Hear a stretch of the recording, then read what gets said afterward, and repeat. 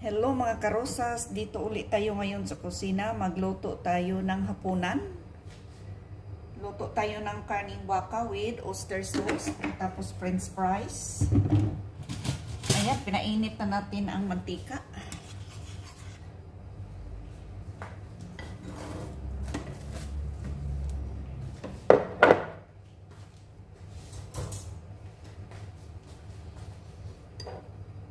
So, itong karne na to, karning baka, hiniwak ito na pataas. Marinated na ito. Mayroon na itong corn flour, salt, black pepper, at saka kunting paprika.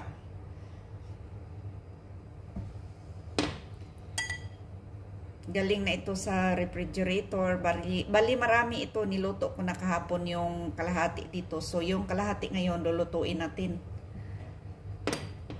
Ito ang buhay OFW. So, i-try natin muna ito. Ihapok natin muna ang itong beef.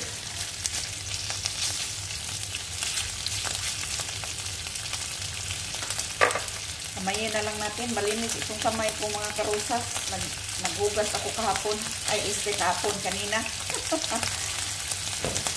Try natin.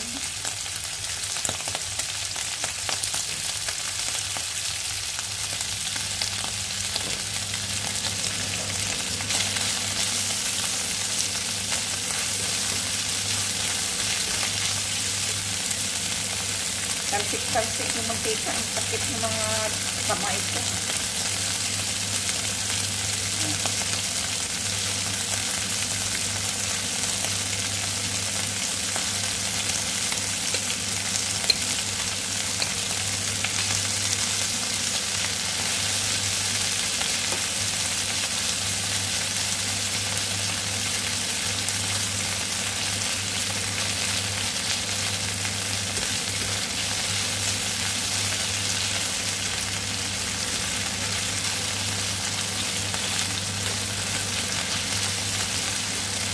Buti nga, maaga nagpaluto ng dinner yung anak ng amo ko. Minsan, late na magpaluto.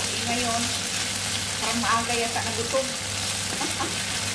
Kaya maaga ako nakapagluto.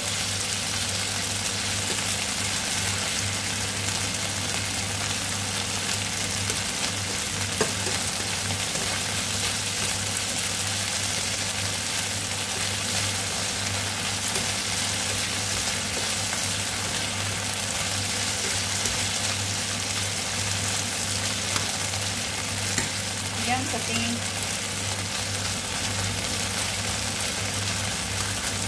Ayan, dapat.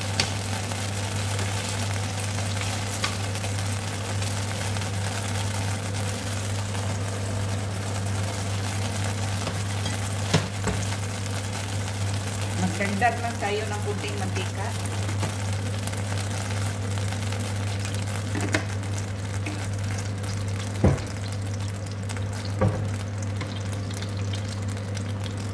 Isunod natin ang onion.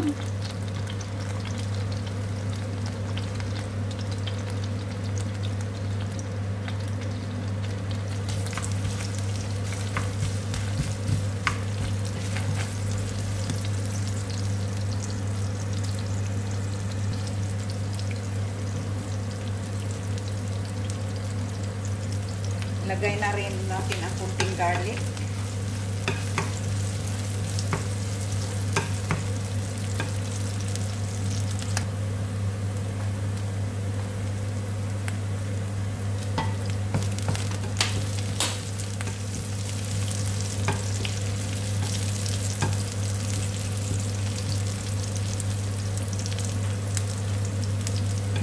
Medyo brown na yung garlic. Isunod na natin yung karne na niluto natin, yung beef.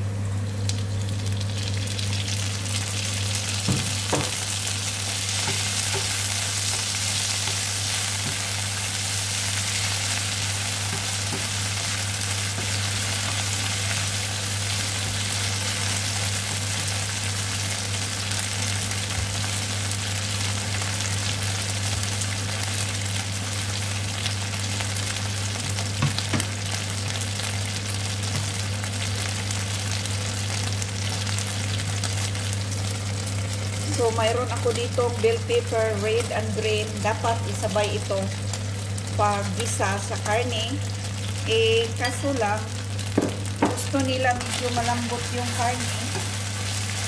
Yung hindi medyo malambot, yung malambot, iuna natin ang sauce. Tapos takpan natin ng konti para masyadong malambot yung karne. So, ito ang sauce ko.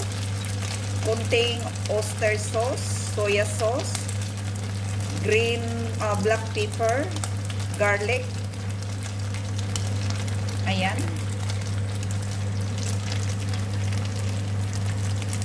I mean garlic powder, ginger powder. Kunti-kunti lang.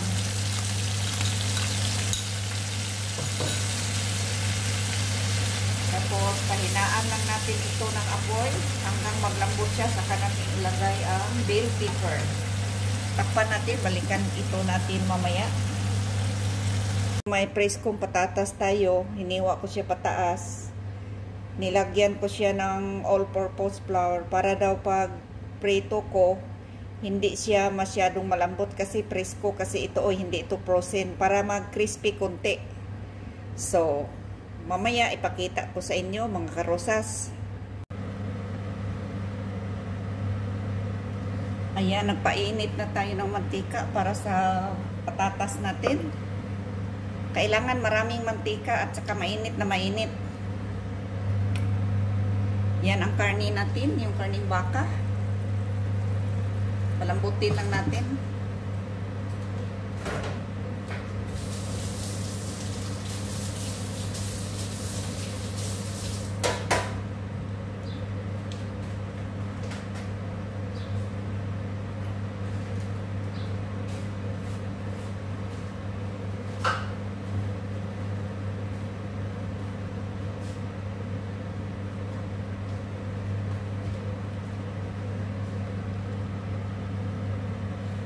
Baka pwede na natin ilagay.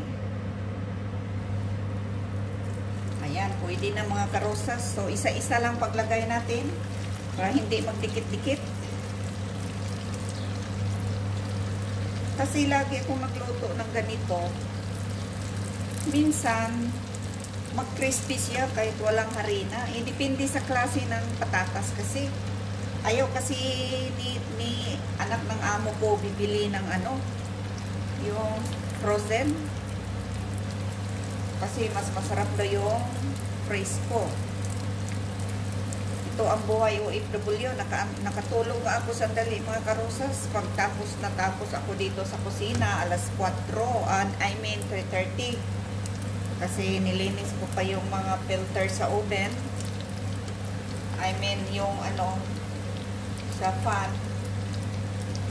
Tapos ng walis. Buti nga nakatulog ako sandali.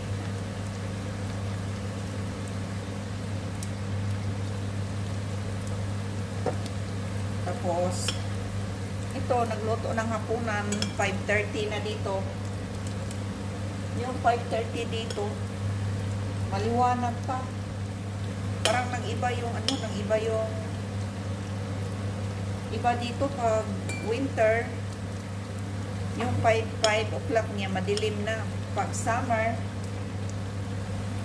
maliwanag pa yung 5 o'clock. Parang nag-ikot nga yung niya. Ang tawag yan. Ito ang buhay OFW. Laban lang tayo, mga karosas.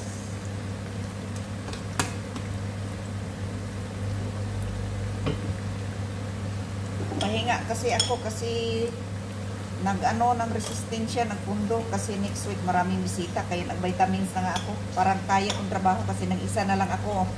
Marami sila. Nag-isa lang akong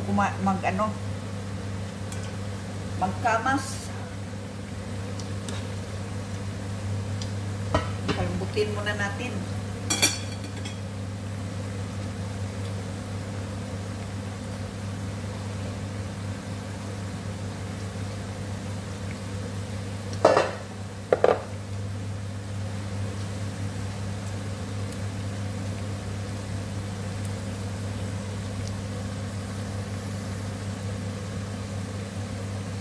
Yung luto natin na beef.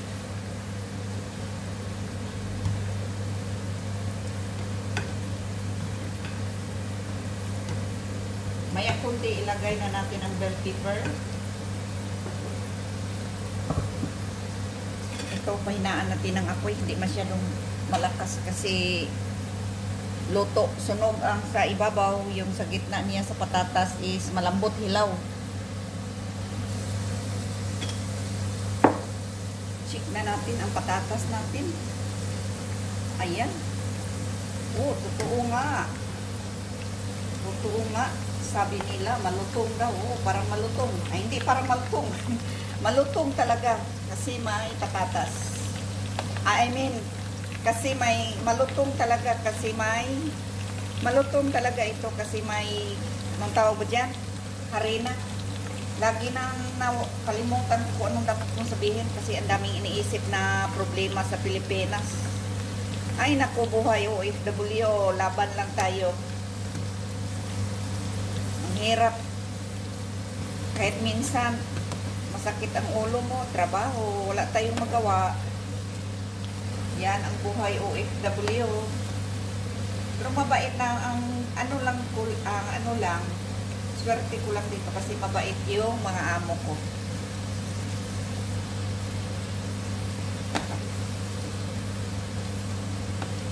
Yan lang ang nakalamang kahit pagod ako kasi walang ibang, kahit minsan may masama ang pakiramdam ko, kailangan ko ng kumilos kasi nag-isa lang ako, matanda na yung amo kong babae. May isang anak naman, lalaki, wala namang magawa yun, lagi na lang natutulog at saka hindi naman yun marunong magtrabaho sa kusina, lalaki kasi yun. So kailangan ko nang magtrabaho, wala namang problema, mabait naman yung amo kong babae. Anytime, pag gusto kong kumain dito, anong gusto kong kainin, makakain naman ako, wala namang bawal. Yan lang ang maganda ko dito. Check na natin ang karning baka natin mga karosas. Ayan, baka malambot na ito.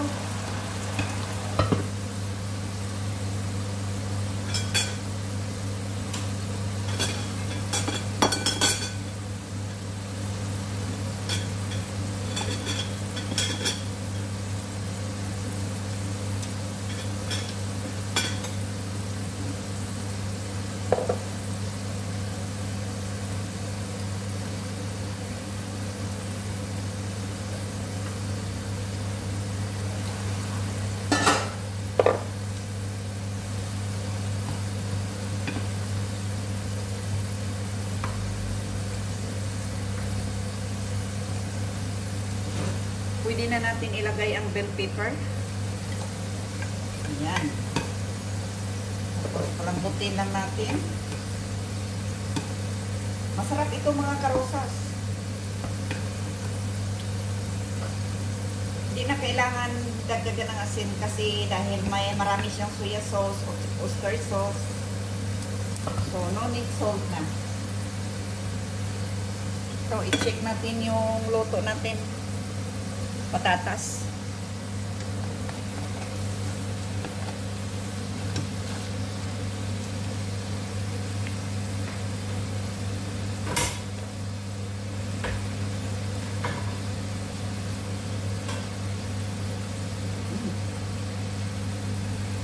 Tinikman ko ang lutong niya. Kailangan lagyan natin lagyan natin ng corn flour. I mean lagyan natin ng all-purpose flour. Ang sarap niya, malutong.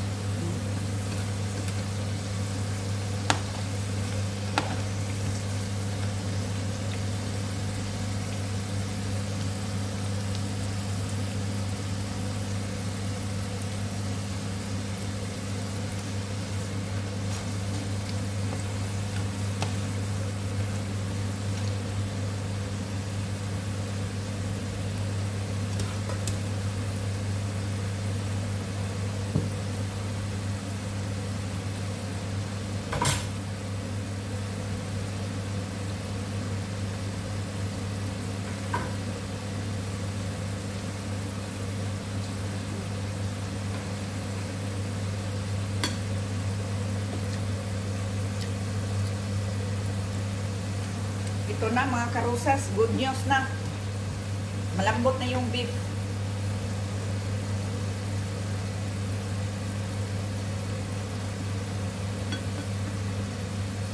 Ayan. Ang sarap ng patatas. Ang sarap ng patatas, mga karosas.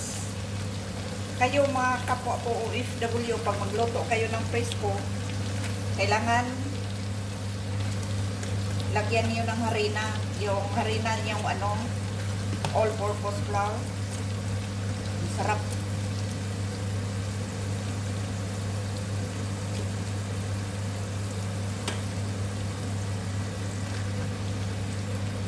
Ang lutong. Sarap pala. Sarap.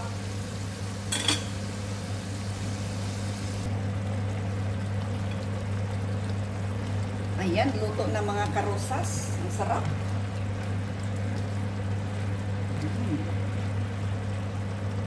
Ang nakapalapot niya dito, yung oyster sauce. At saka yung meat niya, marinated ko yan sa soya sauce at saka kunti black pepper. At saka nilagyan ko siya ng corn flour. Tapos, nilagay ko siya sa refrigerator overnight, 2 or 1 day. Pwede pa siya malagay sa refrigerator. Pwede pa siya lutuin in the second day and the third day. So, masarap.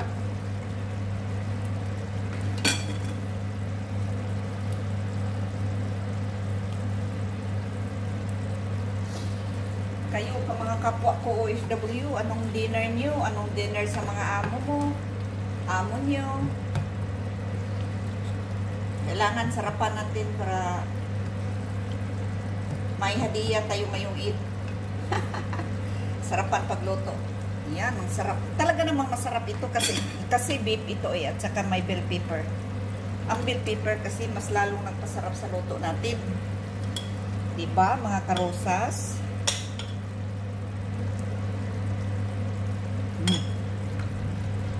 Yan.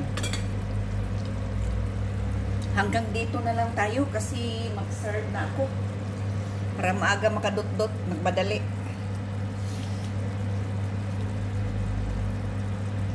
Hanggang dito na lang tayo mga karosas kasi mag-serve na ako para maaga makadot-dot, magmadali si karosas kasi para maaga makatulog.